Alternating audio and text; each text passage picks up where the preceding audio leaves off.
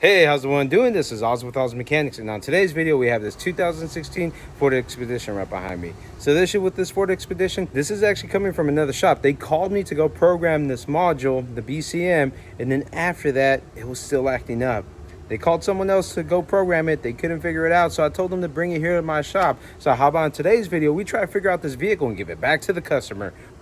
All right, so we're inside the Expedition right now. So this is actually coming from another shop. That shop had someone try to program this the BCM, and they were unsuccessful. So as you can see right here, we have a used BCM, the original, which has corrosion. I think I saw the corrosion somewhere right there. You see that right there? Right there, there's corrosion. So they called this right here because they saw a little bit of corrosion on there. They put a used one on here, and then after that they put a new one. The previous programmer said that maybe there's a good chance that someone put a used one in this new box because they had some tape on here. So after that, I went over there, looked at it, and I told them, hey, this is a little bit more difficult. I don't think just the program is going to fix it up. Let's start diagnosing it. I'm going to show you what it does right here. So we have our key, and we're going to go ahead and just try to turn this on. There's a green light, and this is what it does. Absolutely nothing. I do notice one thing is that rear fans they're actually on. That's why I have a battery maintainer. I don't know if you can hear that fan outside. That's the battery maintainer keeping this going. But if we turn this off, that still stays on. All right, so what do we have here?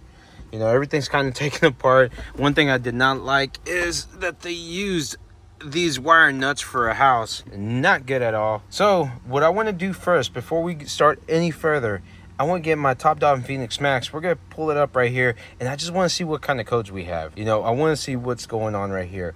Because one thing about this vehicle, the first owner that has this, he's actually a body shop. And I'm going to show you in the front real quick. As you can see, this was changed out. So this was in a front end collision. So you can see it says new down there. There's a bunch of new. So this was in the front end wreck, brand new lights. And that's another thing too, the lights stay on, brand new lights. You can actually see a little bit of orange peel right here where this was painted. You can tell that right there and right here. So this was at a body shop. They replaced this. I think he bought this, and he actually wants to keep it for himself. The thing is that it was doing some electrical problems. They took it to another shop, and then that other shop right there called it the BCM, and he told me after the programmer took out the BCM, that's where the vehicle wouldn't start anymore. What they said is that the body shop drove it to this other shop, and when they got to that shop, they called the BCM. A programmer went in there, tried to program a used one, and it wouldn't turn on. If I'm not the first one there, I'm just hearing stories now. So what we need to do is get our scan tool, check some data, and then go from there. Okay. And what we're going to do, we're going to get this light on. Let's see if it can actually pick up our VIN. All right, it did pick up our VIN. As you can see right here, is a 2016 Ford Expedition 3.5. Awesome. So it did pick that up. All right, so what I like about this is that we're going to have a topology, and this is what I really like the most, because we can see up here that on the top we're going to see the high-speed can, and on the bottom is going to be the medium speed can. But this is kind of divided. I really like this, man. So we can see if we have our issue on the high speed, medium speed. I can probably tell you this, if the instrument cluster ain't turning on, we're probably gonna be on the high-speed cans. Okay, pretty much all of the high-speed did not talk at all. This is crazy, man. Wow. Okay, so we do have other codes right here. So there's a code on the driver's seat module, missing communication with BCM, RFH. Okay, PATS identifier. Remember, they did put a new one on here. I can't talk to the BCM. Lost communication with BCM. Okay, awesome. So we do see right here that basically our whole high speed is not working, and our medium speed is. So what we can do first, we got a couple options. We can go to our DLC and verify. We gotta verify that there's no like a secure gateway, because what we can do, we have our scope. We can pull our scope out right now, go to 6 and 14, and see how our activity looks over here on 6 and 14. That's one step. But the only issue is if there's a secure gateway module right there, we might not be reading all these modules right here. So what we need to do first is go to our wiring diagram and see how this looks right here. Can the other programmer be right and say that the BCM is a problem? That's a possibility. But right now, we don't want to guess. We want to get our actual information and verify what's wrong. So let's go. All right, awesome. So we're using Mitchell Pearl Demand right here. So what we want to do is go to System Wiring Diagrams. And then after that, we're going to go to Computer Data Lines. So my main concern that I have right here is that this is a newer vehicle, 2016. Well, now when you really look at it, we're about to hit 2025. So this is a 9-year-old vehicle, but still, it's a newer one that I'm kind of concerned that this might have a secure gateway. So how do we check that out? What we can do is go to our DLC right here, so data link connector, and we're gonna look for our 6 and 14, which those are gonna be our CAN high, CAN low. So if we go through here and we go to which was this is not secure gateway, and as you can see, this does branch off. So this is 6, and you can see it branches off to different modules. So this is awesome. This is not going to have a secure gateway. Really freaking cool. But now what we need to figure out, what's going on to the high speed, low speed CAN communication. You know, this is going to be the main question that we need to know. Is there a damaged module? Is there something that's shorted out? You know, to power, ground? What is going on? Now the question that we have to ask ourselves, is it a module that's bad? Or do we have a short somewhere? How can we find that out? As you can see, we have all these modules right here, and this looks like a lot of spaghetti. It's just going everywhere because there's different options and splices and all that. As you can see right here, like starting off on the body control module, we do have a high-speed CAN, a medium speed CAN. We do know that the medium speed CAN does communicate. We know that. The high speed is the one that doesn't. But how are we gonna find out which one is bad? You know, we can go to each individual one, but that's gonna be a headache. So my approach right here, and I learned this from Bernie, is what happens if we just find these connectors right here. So as you can see, like this one is a C213. So C213, what we can do is, let's just say we remove this right here, we lose this side of the leg. So anything on forward, we can still communicate, but everything behind here, we can't. So like C213, C145, I'm sorry. So C145 or either or. So there's different legs. So I know that C213 is going to house trailer brake control module, steering control module, or some other ones. So the question is, where are these right here? Because we can start off with that. So if we check this out, we can zoom in here, C213. See, well, it doesn't give us a location. Because the thing that we don't want to do is go to every module and disconnect them, because there's going to be a lot of them in the high-speed channel.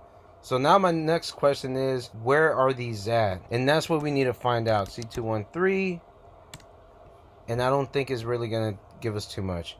So how about next thing that we got to do is, I think the next approach that we need to do, because this doesn't have a secure gateway, let's go straight to the DLC and let's just verify what's going on. Let's see what we have on our connector 6 and connector 14.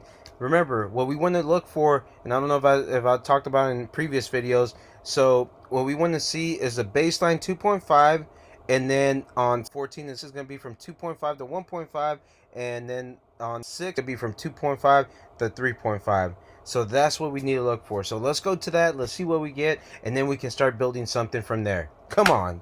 All right, so we're right here with our scope. Scope is hooked up. Now what we have to do, we have our positive and negative. Right now we're just gonna do this and hook it up to something that's ground. Hook it up to that right there. And then from our DLC, we're gonna be using this little nice tool that we have right here from AES Wave. So we're not gonna be poking it too hard. These are basically pins. If my memory serves me good, we have to count right here. These are 16 pins right here. Our grounds are 4 and 5, and then we have our cans that are going to be 6 and 14. So if we count 1, 2, 3, 4, 5, 6, we're going to go here and we're going to go to our can line. As you can see, it is at 9 volts. Turn on our ignition. Where's green? Now we get some activity, but it drops down to 7. Okay, cool. Now let's go to the next one and see what we get. Same stuff right there. That does not look good. That's not good at all. They both look the same. Remember what I was saying. It should be from 2.5 to 3.5 or 2.5 to 1.5. This is not what we're supposed to see. That's 7 volts going down to 1.5 right there. As you can see, you can kind of see right there activity. Let me move. Well, we can kind of see that looks a little bit better. You see like the top portion is like 2.5 to 1.5, and then over here. But okay, it's just bad. So that's why this is not communicating. It's not seeing the right data packets here. So next, what we need to do is go to our wiring diagram. And while I was setting this up, I remember taking a class, and they're telling me that the Ford, if we can find the OEM one, that one is really cool, and it shows you where the all the connectors and this and that. So let's go back to our computer and let's see if we can find out that wiring diagram and look at the OE side. Because remember, the aftermarket one just looked like a bunch of spaghetti. We tried to look for that C285 or whatever, and it was a hard time finding that. And then see if we can finally get this going. All right, let's go to the computer, see what we get. Whoop. All right, so we're back on Mitchell Pro Demand, and I forgot which teacher told me this. I forgot if it was Bernie or John Thornton, but they're saying rather than using the aftermarket one, it's always good to go to the OEM one. So the good thing is that Mitchell, sometimes they do have OEM ones. As we saw on the wiring diagram, it didn't work, but he did say that there's a cheat sheet.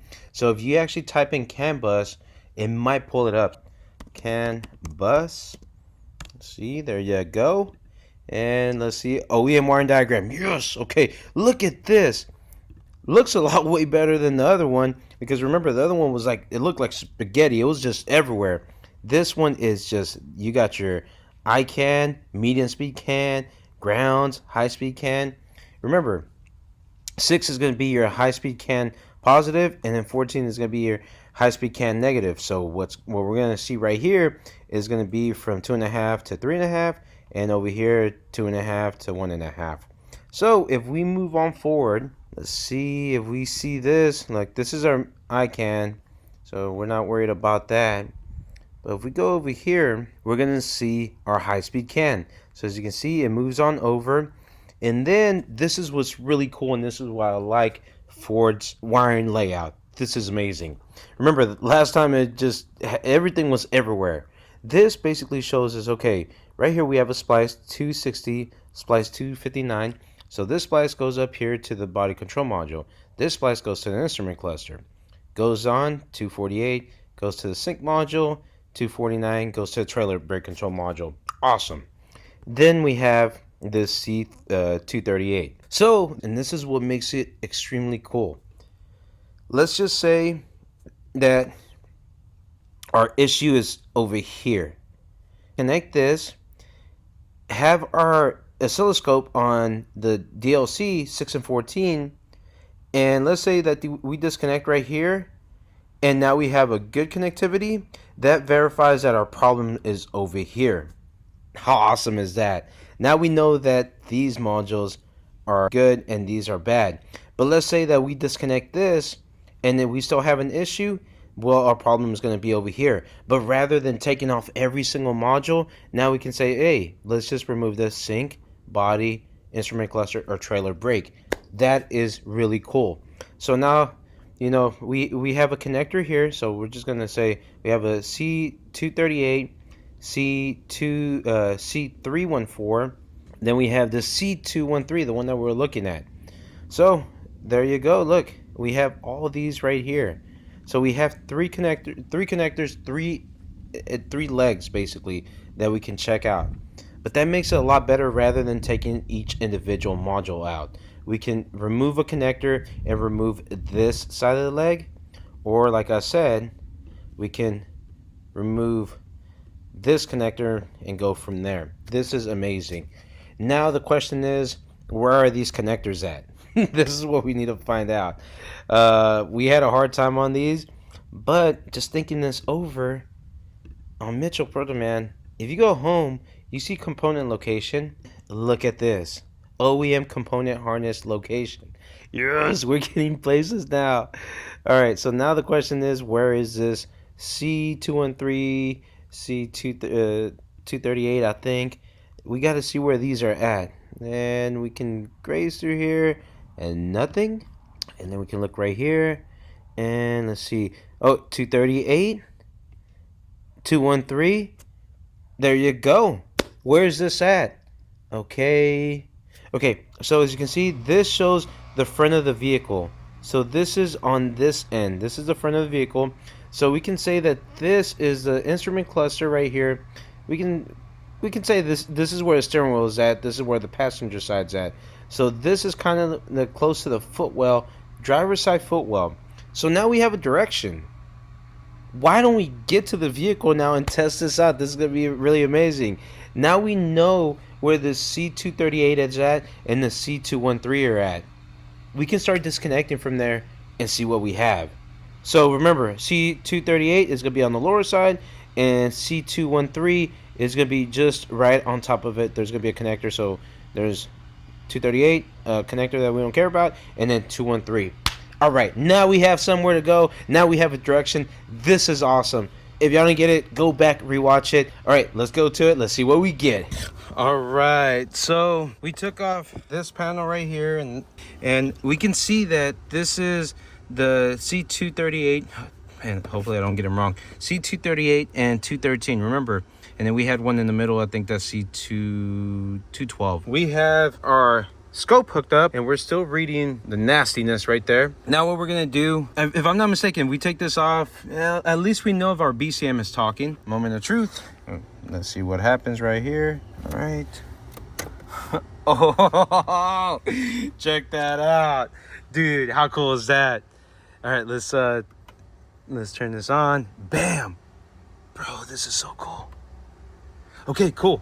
So we know right now that anything before this connector is good. So we know the BCM is good. This is awesome.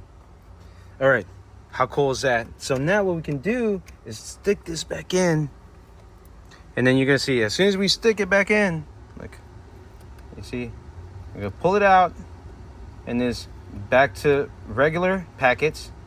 And this is the cool thing. So remember, this is going from 2.5 to 3.5, 2.5 to 1.5. So now the question, moment of truth, let's stick this back in. And now, if we disconnect this, remember the middle ones, the middle section, that's going to be removed out of the equation. So if we do this one, then the only ones that we have to look for is PCM, ABS, trailer, power steering control module, and that's it. So let's remove this one right here.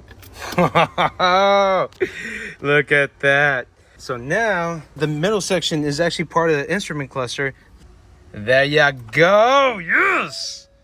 Heck yeah. And it's still working pretty good. But as you can see, there's dashes right here because the PCM is not talking. Now the powertrain control is not talking. BCM is talking, instrument cluster is talking, everything's talking right here. This is really cool. Now we have 4 modules that are not talking. This is where I gotta start thinking about it. This is where I gotta go to. But we gotta see where these modules are at. I can tell you one thing. Remember, this was in a wreck. You have the ABS right here. You have the PCM right there, but it didn't wreck that far in. I think the power steering control module is that rack and pinion. And then we have the trailer brake control module. But if I'm not mistaken, I think those are inside. So what we gotta do next is start disconnecting these kind of things and seeing if we have any activity. We can do a quick one. We're gonna connect this back in there. Man, I think I found our problem. Look at this. Does anyone see that? Wow. Y'all see that bent pin right there? Count the pins. 1, 2, 3. So it's touching 3, white and blue. Holy smokes. Let me try to fix that up. Let's see if you can see this better. All right, let me see if I can fix this up without breaking it, because I don't want to put a brand new connector. Let me see what I can do, and then we'll test this out again This is crazy. All right, so check this out right there. Not the prettiest thing, but we use these little needle nose pliers, really thin ones, and we got it as good as possible without damaging it. Now the question is, once we put this back, what happened? Let's see. Let's go ahead and put this back on and see what happens. Bro, heck yes. All right, there you go. The only issue is I don't think this is gonna turn on. Yeah, because they put the old one. Let me put, look, that's a new one. Let me put the old one that had some water intrusion. I know he wants to change it out because of the water intrusion. Let me put that back on, and we're gonna see if this vehicle turns on and what happens. This is gonna be crazy. But I don't know what the old programmer did anything, so we gotta see that. But this is awesome, dude. Let's see if we can talk to these modules. Look at that beautiful stuff right here. He said he bought it from an auction. So what happens if in the auction they cause this? But remember, too many people are touching stuff, and I'm letting you know with the new BCM, if it's not programmed, it's gonna be blinking like that. Just FYI right here. All right, this is where the moment of truth is at. If our high-speed modules are talking, yes, look at that, baby. Heck yeah. All right, cool. My next thing that I'm gonna do, I'm gonna put the original one on there, and I'm gonna try to start it. They can't return that, so it just sucks that they made a call on that. But let me put the original one. Let's see if it starts. Let's see what goes on. Let's check it out. Let's see what we get. Whoop. All right, so we've put the original one on there. Here's the moment of truth. We're gonna see what happens. Nothing. Well, the cluster turned on for a split second. So I think they made the right call because we put the new one on there. I think this was just a lot of problems. They did say that they had water intrusion from this sunroof right here. Went down, got that damaged. So it was just double the problems, man. I don't know who caused that. Remember, I'm not the first one who touched this. It was other technicians, other shops that try to get to this. God knows something happened. That right there, man, anyone could have done it. They could have taken it off, accidentally put in, and then caused that issue. So just those wire nuts right there, those are not acceptable. But there you go. All I need to do is program this, get it done. I'm not gonna show that right now. This was a long video itself, so I'm happy with that. All right, I'm a freaking dummy. I've been on here for a long time. Everything's already programmed, and I was trying to turn it on, and I'm just gonna let you know something. The whole time I was trying to turn it on, it would not turn on. But then I finally realized that the P was not illuminated. When they brought the truck in right here, the guy who was pushing it in put it off gear, and that's why I wasn't doing. But here you go, if you want to see it turn on. And there you go. She's done, she's ready, she's running. Now I just gotta do the tire pressure sensor, and that should be it. We should be done. So there you go. This is a fixed one.